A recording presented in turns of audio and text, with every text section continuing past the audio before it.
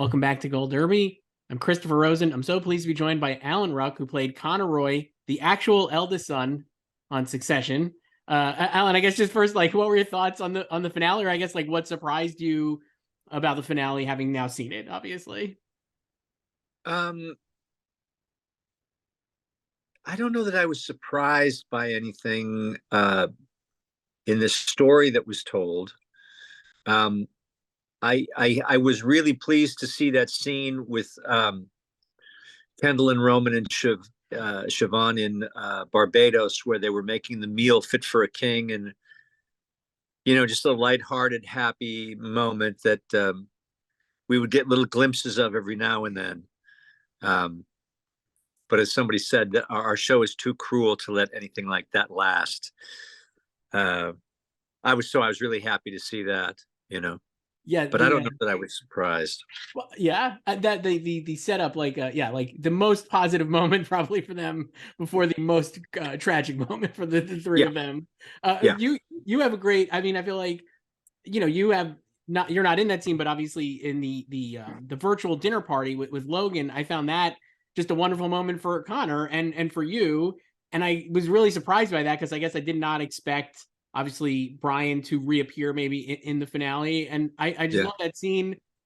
And I loved your performance in it and getting to do a Logan/Brian impression to Brian/Logan. I guess, what was that like? And like, when did you, like, yeah, like, how'd you, what was that whole sequence like for you?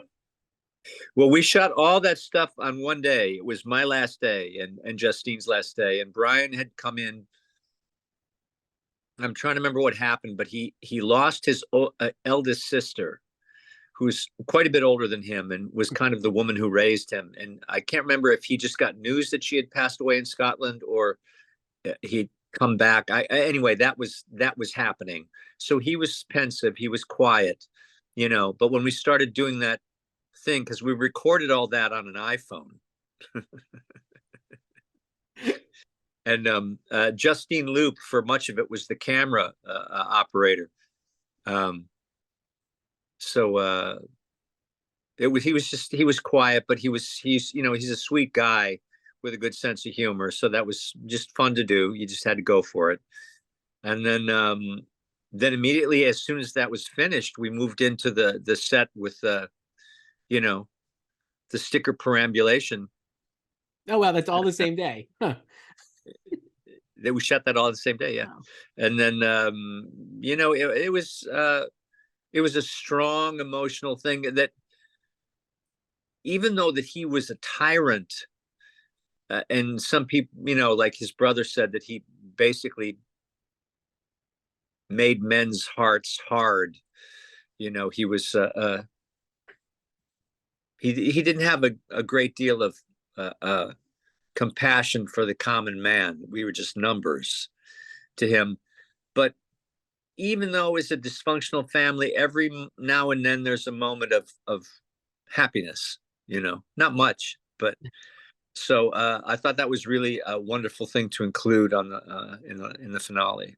I just love that sequence so much. Was it always "I'm a Little Teapot," or did you do other songs there No, as it was I'm a Little Teapot. That's what they decided. it's really Yeah, good.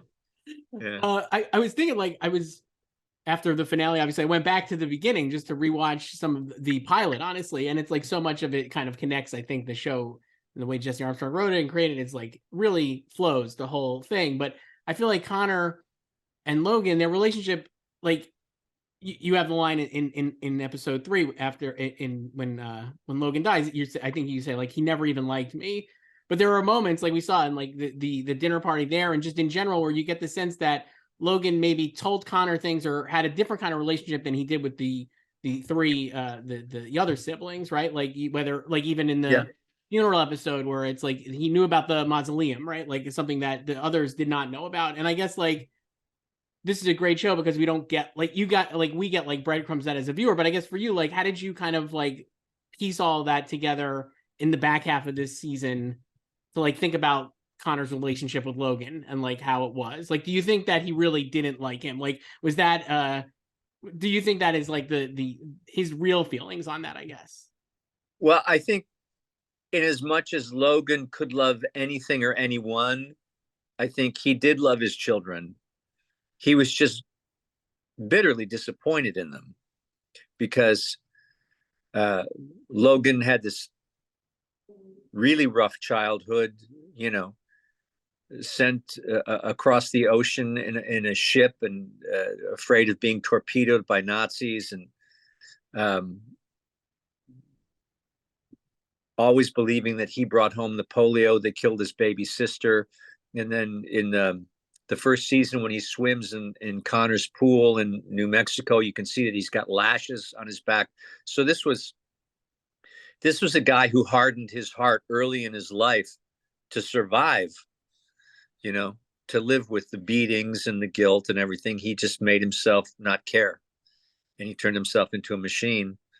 I do think he, you know, when all these children were born, he probably thought in one day this one will take over the business. And then it became apparent that Connor was not equipped to do that. And then he thought that Kendall could do it. And, you know, according to Kendall, promised it to him when he was 7 years old. But it became apparent that he would not be good at that. And I mean, I think that happened in the pilot, that he got the rug jerked out from underneath him, and it just has been eating it away at his heart, you know, ever since. Yeah. I think though that Logan was probably comfortable with Connor because Connor didn't want to have anything to do with the business except, you know, get the money. The money was big for Connor. Yeah, I love that Oh, money. oh yeah, money's always good. But I think there were times when Logan could relax a little bit with Connor because it wasn't all about the business. He could just be. He could just allow himself to be with Connor. But I think Connor realized at this point that Logan was never going to be capable of saying "I love you." I mean, he said, you know, "I do love you," but you're not serious people. But on a, you know, in a one-to-one thing, he wouldn't go on and on about anything. Right.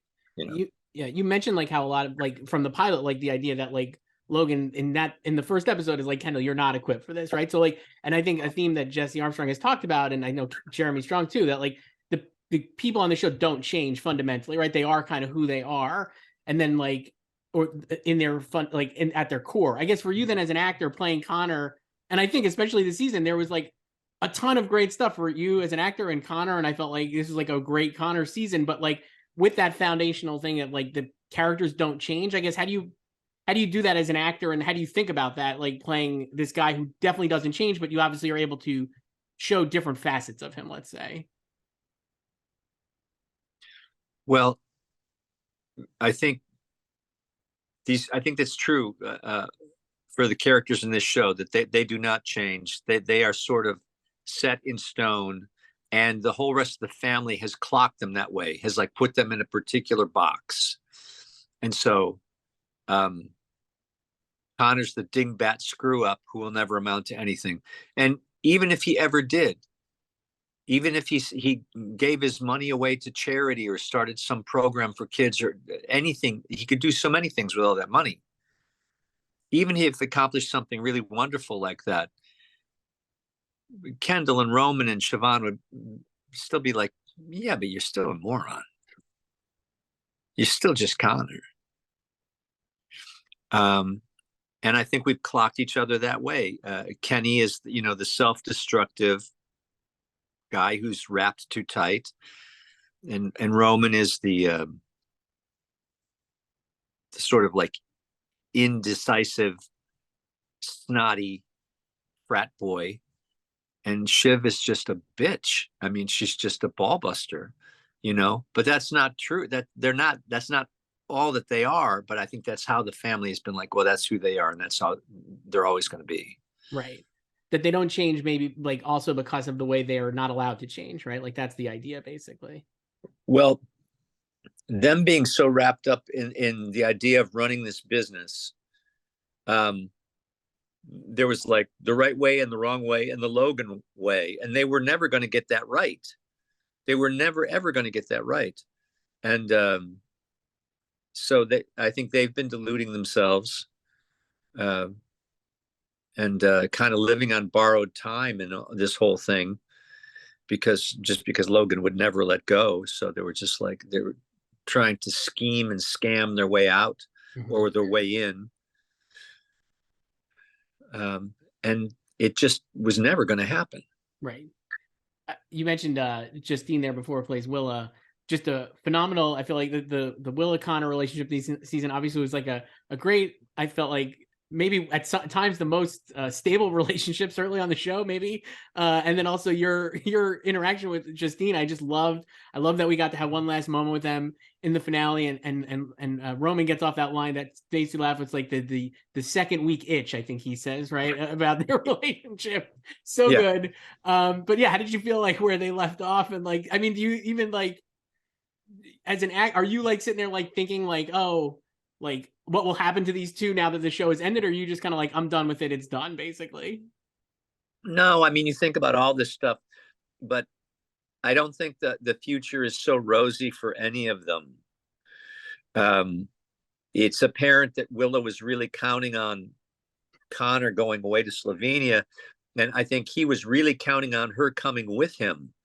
So if this thing does come through and Mencken is president and Connor goes to Slovenia, he will be heartbroken. And I don't think he'll last in that job too long. I think he'll step down from that position probably pretty quickly. And if Mencken is not president and he doesn't go to Slovenia, Willa is going to be all messed up because she was counting on having a lot of away time just for herself, and not be, shacked up with this very needy, omnipresent guy who doesn't have anything else to do. Right. So I don't know that it's going to be so great for them. I don't think it's going to be so great for Tom and Siobhan and that baby. They have this strange business relationship marriage. I mean, it's so funny that they all look down their nose at Willa for being a sex worker and for it being a transactional relationship. But I mean, you could say that the same is true about Tom and Shiv. I mean, would he have fallen in love with her had she not been a billionaire's daughter? I doubt it. I kind of not, because he wants too much. He needs to achieve too much.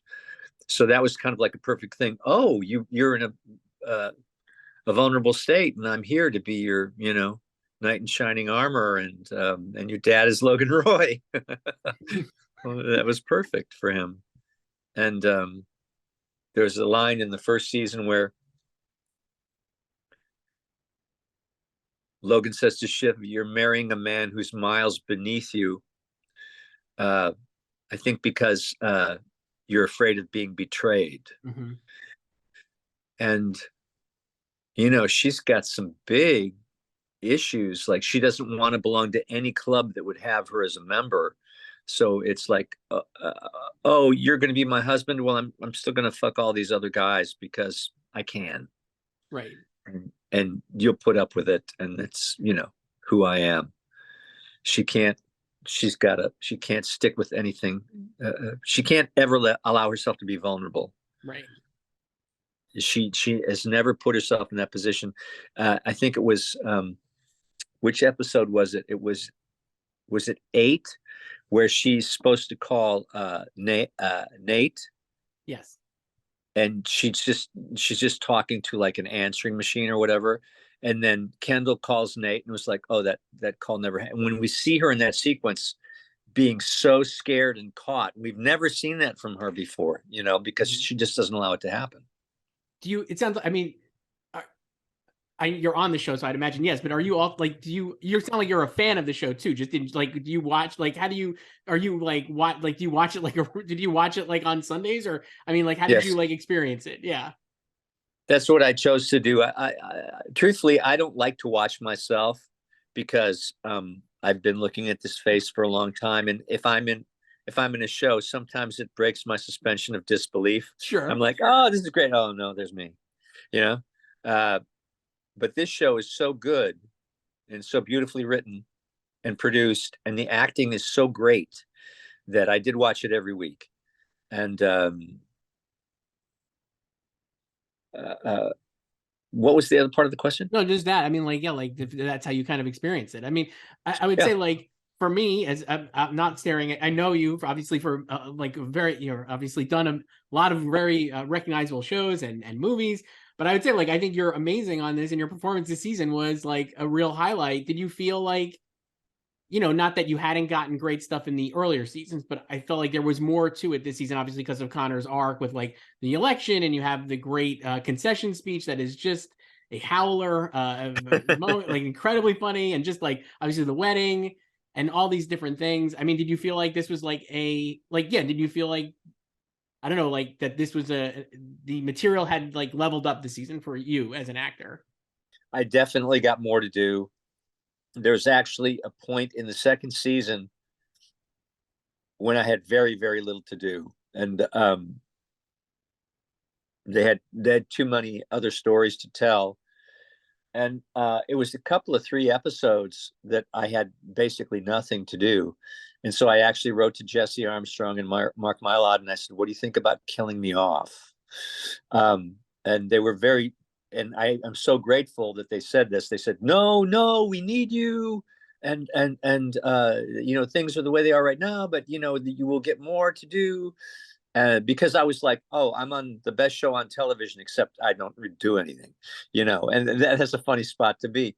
And I'm so glad that they didn't take me up on that idea of, because I was like, look, second season, somebody's got to die. But they saved that for the fourth season. But Yeah. um, yeah, and so I'm so glad they didn't, because then we got like beautiful raises, and the show just became this thing, this juggernaut. Uh, but yeah, definitely this season, I was thrilled and grateful to have more to do. And that scene that I got to do with Willa, where it was just the two of us talking before we got married, we'd been wanting a scene like that, she and I, for a long time, And so I'm so happy that I finally got to do it. And it was so easy to do with her. I mean, you just sat still and just, like told the truth to each other. And it's great. It's a great moment, and it's another like I think it's a testament to the show, because like it's easy to imagine that not being in there, right? Like it's like they, like you said, like Connor is like thought of as like a doofus basically, and like, but the giving the time to that relationship I think really pays off, and especially like that moment is just a wonderful moment. I think that is a great Yeah. episode for you. Obviously, I mentioned like the election stuff. I love the concession speech. I'm sure there's a million scenes that were left on the cutting room floor, but I know in the trailer there was one of you and Justin Kirk, and I have to say I was disappointed just a little that Connor and Jared did not meet, I don't believe, in the actual show, because I loved your interplay with Justin. I thought that was quite good, I guess. I don't know. There were so many things that we shot that were all terrific, but they just didn't wind up in the show because we only had so much time, and we needed to, further the plot, Sure. so to speak. But there are a number of beautiful scenes. There was a scene in the that we shot in the funeral episode in 9, where I'm in my apartment that I just bought from Marcia, and I'm working on some stuff, and I'm actually working on the draft of my funeral eulogy that I wanted to give. But I just go to the window and I call my brothers and sister, and I say, you got to be really careful today, because there's Antifa out there. People, they know where the church is. They know what time. So you're going to have to take circuitous routes to get to the church, And the way Pat Capone had lit that, they're all so wonderful. He said, that feeling you get when you go back into a house, where somebody has died. And I said, yeah, that feeling of emptiness. You can just feel the emptiness. And he totally captured that with the lighting. It was amazing. But it was just, we only had, I think we had an hour, maybe a little over an hour, but about an hour for episode 9. And there's just stuff that you can't, Right. I'm glad you mentioned it was I believe it's a formally inventive eulogy, right? That Connor drafted. Did you guys 20 pages. And it was long and hard to follow. Shiv said, did you actually was there actually something written there for Connor, or no? Like, there was a hard copy thing in my hand, but it was pretty much like jibber jabber, sure. Yeah. I didn't memorize the whole thing. I didn't have enough time to like really look at it. But there was a prop thing that it was just like, I mean, like exactly what you would expect. I mean, following on the heels of this oh, I'm sorry, the concession speech. Yes. You can imagine. I can only imagine. I imagine were the con heads coming, I guess would be the last one in the eulogy. Maybe did they get a shout out in the eulogy? I didn't see that. No, but we already covered that in the concession. What a dick! What a dick he was. Because somebody said, "Was that at all improvised?" I said, "No, they wrote it out so beautifully. I did it word for word." And somebody said, "Was there anything you would have changed?" And I said, I think just my vanity would try to have stopped him from being such an asshole, but what they did was perfect. He has that line where he's like, "I'm rich, so what? Like, screw it, man. I'm rich. I don't know what to tell you." Whatever the line is, I'm paraphrasing, but just an incredible moment for him. Alan Ruck, we have to wrap up, but plays Conor Roy on Succession. An incredible performance this season in the final season. Thank you so much for doing this. Nice talking with you.